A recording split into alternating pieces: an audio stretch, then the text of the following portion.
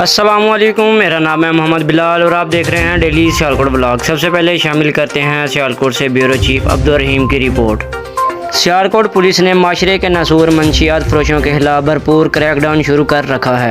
D S P city circle کیسر امین but کی زیر نگرانی ایس ایچ او تھانہ حاجی پورہ سب انسپکٹر محمد شبیر گل او سی آئی اے پولیس نے مشترکہ کارروائی کرتے ہوئے منشیات فروش گینگ کے 4 ملزمان سے 63 کلو گرام چرس برآمد کی ہے، جو کہ سیالکوٹ پولیس کی منشیات فروش گینگ کے خلاف بڑی کارروائی ہے۔ جبکہ گرفتار ملزمان میں محمد عارف، عامر سہیل، محبوب، دانش، عثمان علی شامل ہیں۔